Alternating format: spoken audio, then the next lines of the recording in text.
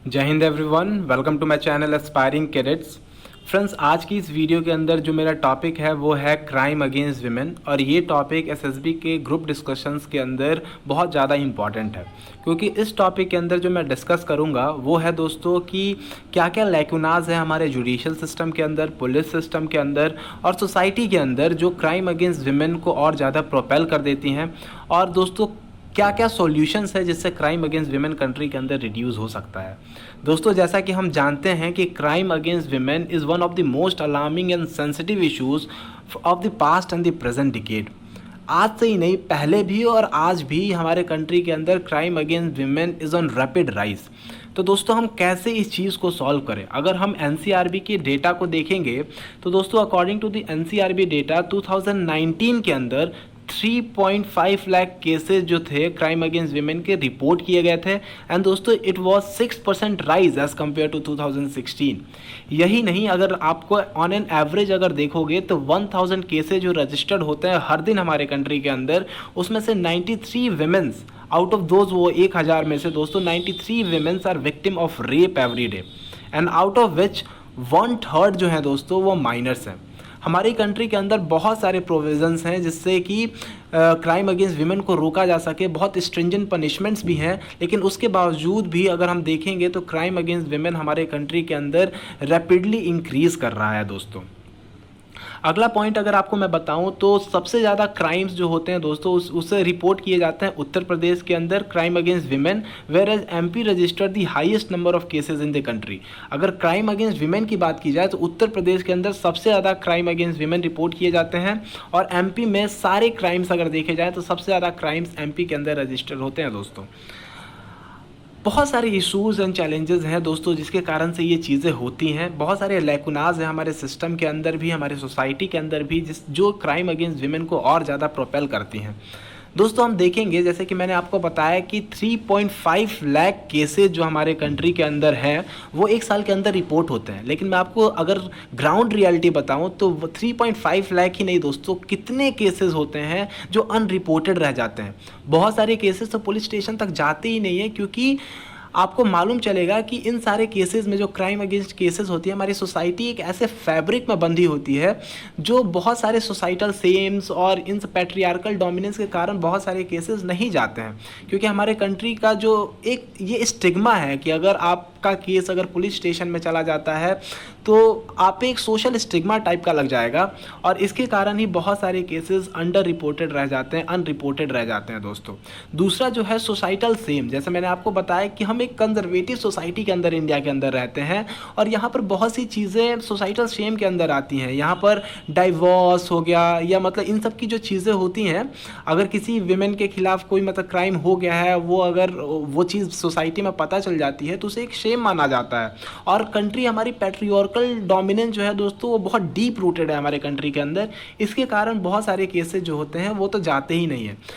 Majority of the cases में according to the NCRB report दोस्तों, majority of the cases में जो crime against women होता है वो किसी फेमिलियर इंडिविजुअल के साथ के द्वारा ही किया जाता है। कोई ना कोई उसका रिलेटिव या कोई ना कोई उसके जान पहचान का बंदा ही होता है जो उन क्राइम्स के अंदर इन्वॉल्व होता है। तीसरी जो मेजर इंपॉर्टेंट चीज़ है वो है negligence in the criminal justice system. देखा जाएगा दोस्तों कि हमारा क्रिमिनल जस्टिस सिस्टम जो है, कहा जाता है कि justice delayed is justice denied. तो हमारे कंट्री के अंदर इतने ज़्यादा पेंडेंसी ऑफ केसेस हैं कि बहुत सारे केसेस में कन्विक्शन रेट इतना ज़्यादा लो है दोस्तों। मैं आपको बताऊंगा कि लगभग 30,000 केसेस में से 5,000 केसेस भी सॉल्व नहीं होते हैं। और हमारी कंट्री के अंदर अभी भी जो ये हमारा क्रिमिनल जस्टिस सिस्टम है इतना एज ओल्ड है कि अभी भी उसमें मैनुअली काम होता है। हर जगह डिजिटलाइजेशन का ज़माना आ चुका है, लेकिन अभी भी हमारे कोर्ट्स जो हैं वो पेपर वर्क पे ही डिपेंडेंट है। फास्ट ट्रैक कोर्ट्स की ज़रूरत है कंट्री के अंदर, लेकिन वो है ही नहीं कंट्री के अंदर। और दोस्तों इसी के कारण से पेंडेंसी ऑफ केसेस आप देखेंगे इतना ज़्यादा है कि केसेस सॉल्व ही नहीं होते, और धीरे धीरे लोगों का जो भरोसा है हमारे जस्टिस सिस्टम पे वो भी कमज़ोर होता जा रहा है। लोग इसलिए इन्हीं सब कारणों के कारण आप देखेंगे कि मॉब लिंचिंग और इन सब के केसेस भी बढ़ गए हैं, क्योंकि कन्विक्शन रेट ही इतना कम है कि लोगों को लगता है कि केसेस को अपने हाथ में ही ले लो। उसके बाद देखेंगे दोस्तों कि ब्यूरोक्रेटिक हर्डल्स भी बहुत ज़्यादा है हमारे कंट्री के अंदर, पुलिस सिस्टम में भी। और मतलब जैसे कि पुलिस सिस्टम हमारे कंट्री के अंदर है जो वो पॉलिटिकल एंटिटीज़ के इर्द गिर्द ही घूमती है, पॉलिटिकल एग्जीक्यूटिव्स का बहुत ज़्यादा कंट्रोल है हमारे पुलिस सिस्टम पे। तो आप देखेंगे तो पुलिस इंडिपेंडेंटली वर्क नहीं कर पाती है। और मेजॉरिटी मेरे को एक मेजर प्रॉब्लम ये लगती है कि पुलिस की अकाउंटेबिलिटी नहीं होती है। अगर अकाउंटेबिलिटी पुलिस को दिया जाए कि उस रीजन के अंदर कोई भी क्राइम होता है तो आप अकाउंटेबल हो उसके, तब देखिए काम कैसे जल्दी जल्दी होता है। लेकिन हमारे कंट्री के अंदर एक अकाउंटेबिलिटी की बहुत कमी है। और लॉज जो हैं वो लॉज इतने टाइट होने के बाद भी आप समझ लीजिए इतने सारे लॉज हैं, डाउरी प्रोटेक्शन एक्ट है, चाइल्ड के लिए प्रोटेक्शन एक्ट है, पॉस्को एक्ट जिसको कहते हैं, विमेन से उनके वर्क प्लेस पर प्रोटेक्शन देने के लिए बहुत सारे लॉज बनाए गए हैं। लेकिन उसके बावजूद भी हमारे कंट्री के अंदर जो क्राइम अगेंस्ट विमेन है वो एक रैपिड राइज पे है दोस्तों। अगला पॉइंट मैं आपको डिस्कस करूंगा कि ये क्या, आपको क्या लगता है कि ये जो मेंशन मैंने फिगर किया है 3.5 लाख से वही है? नहीं, बहुत सारे केसेस तो अनरिपोर्टेड रहते हैं जैसे मैंने आपको बताया। सो फियर होता है सोसाइटल सेम का, पैट्रियार्कल डोमिनेंस का, वो प्रिवेंट करता है विमेन को जस्टिस पाने के लिए। और national family health survey reveal हुआ, उसने रिवील किया था दोस्तों कि every third women had experience physical and sexual violence but only 1.5% of the women had sought help from the police. जितने भी केसेस होते हैं दोस्तों, आप जानते हैं कि डोमेस्टिक वायलेंस कंट्री के अंदर कितना ज़्यादा है, और उसमें मैं आपको बताऊं सिर्फ 1.5% केसेस ही ऐसे होते हैं जिसमें विमेन पुलिस की मदद लेती हैं जस्टिस पाने के लिए। In many cases it has been noted that the culprit is familiar individual. जैसे मैंने आपको बताया कि एक फैमिलियर इंडिविजुअल होता है जो प्रिवेंट कर देता है raising voice against them.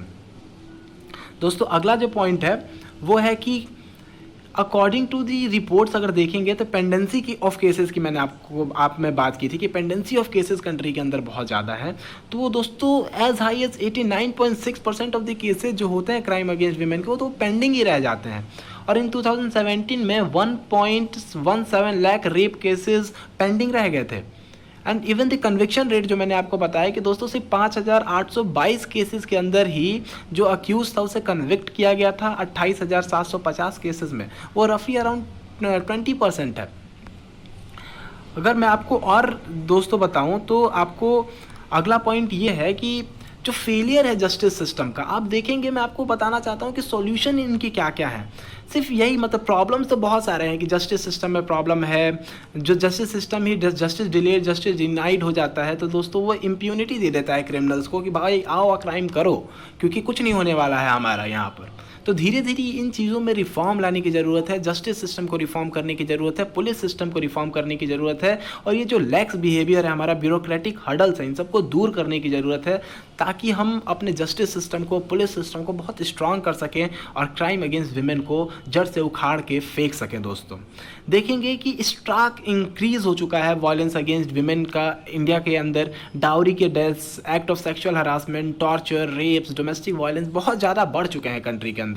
As per WHO finding अगर आप देखेंगे तो मैंने आपको पहले ही बता दिया कि every 1 women in 3 women worldwide have experienced physical और sexual intimate partner violence। और दोस्तों एक और चीज़ देखा जाए तो कंट्री के अंदर डोमेस्टिक वायलेंस और विमेन की जो पुअर मेंटल हेल्थ का स्टेट है उसके रीजंस और भी हैं। जैसे कि अगर आप देखेंगे कि जो जिसके घर में लोग ज़्यादा अल्कोहलिक होते हैं और ज़्यादा अल्कोहल पीते हैं, चाहे इकोनॉमिकल क्राइसिस होती हैं, उस घर के अंदर डोमेस्टिक वायलेंस के केसेस भी बहुत ज़्यादा होते हैं। और ये पता लगाया गया है कि men are more likely to perpetrate violence if they have low education, history of child mild treatment, exposure to domestic violence against their mothers and harmful use of alcohol, unequal gender norms including attitude accepting violence and sense of entitlement over the women। दोस्तों देखिए जैसे कि जिस तरह की हम society में रहते हैं उसमें मैन जो होता है उसको लगता है कि उसका एक इंटाइटलमेंट है विमेन के ऊपर, और ये दोस्तों ये जो जेंडर स्टीरियोटाइप है और कंजर्वेटिव सोसाइटी है ये और ज़्यादा बढ़ावा देती है हमारे कंट्री के अंदर क्राइम अगेंस्ट विमेन को। जेंडर डिस्पैरिटी तो एक डीप रूटेड कॉजेज है कंट्री के अंदर, डीप रूटेड कॉज है।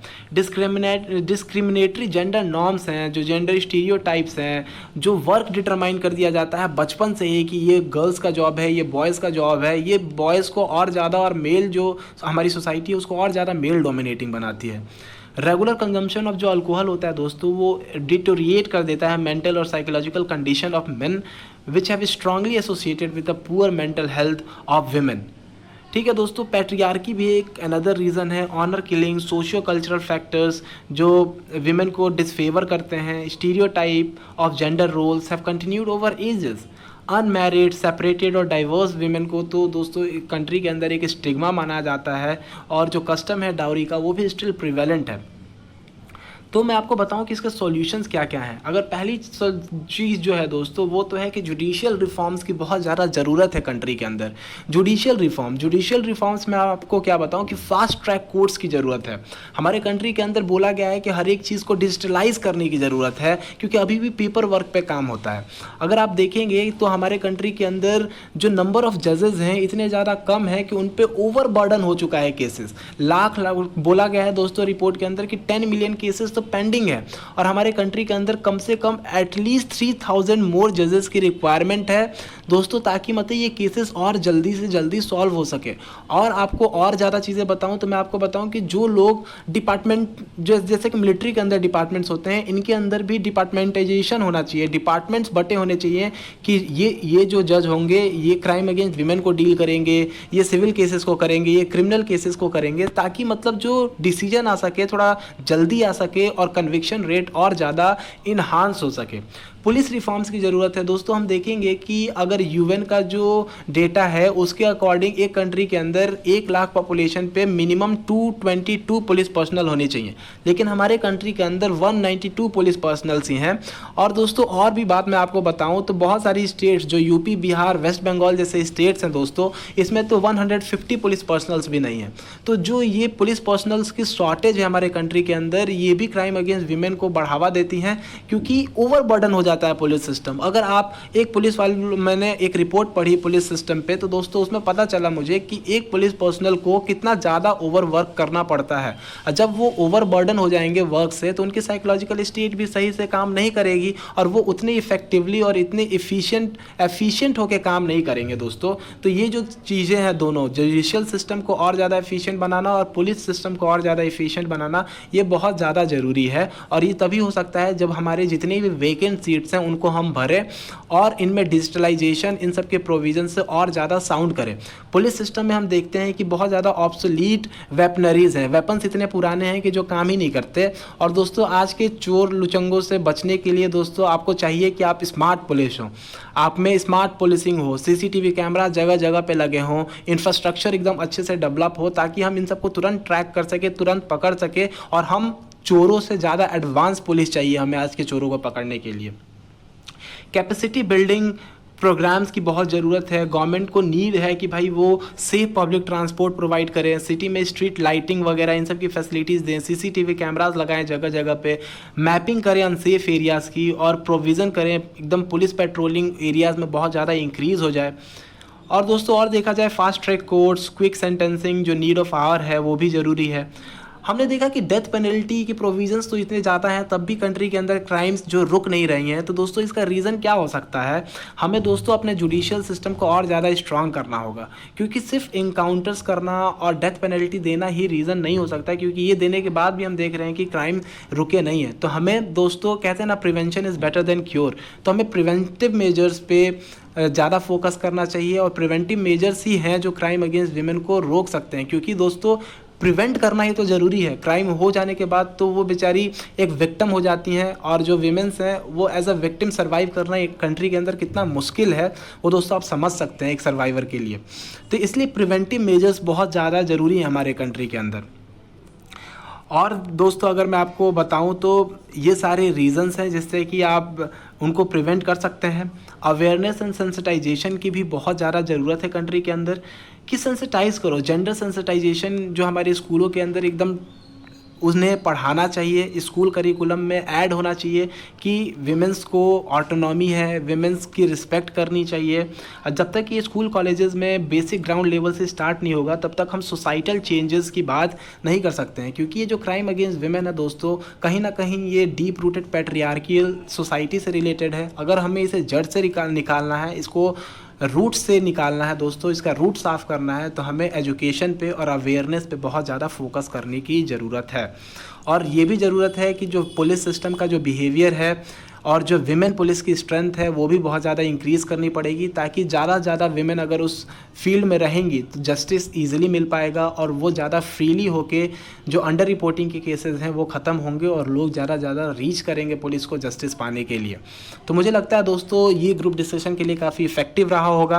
अगर आपको ये वीडियो अच्छी लगी होगी तो प्लीज़ लाइक एंड सब्सक्राइब कीजिए मेरे चैनल को, और आप मुझे इंस्टाग्राम पे भी फॉलो कर सकते हैं SSB गोल्स के नाम से। थैंक यू जेंटलमैन, और मैं ऐसी वीडियोज़ आपके साथ लाता रहूँगा ताकि आपके जो आने वाले SSBs हैं आप उसमें ग्रुप डिस्कशंस में, लेक्चरेट्स में काफ़ी इफेक्टिवली पार्टिसिपेट कर सकें और अपने सेलेक्ट होने के, रिकमेंड होने के चांसेस को और ज़्यादा इन्हांस कर सकें। Thank you everyone.